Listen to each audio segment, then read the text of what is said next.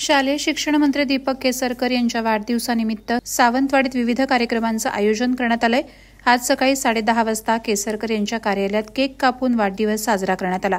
यावेळी सावंतवाडी तालुक्यातील असंख्य पदाधिकारी कार्यकर्ते दीपक केसरकर यांच्या कार्यालयात उपस्थित होते।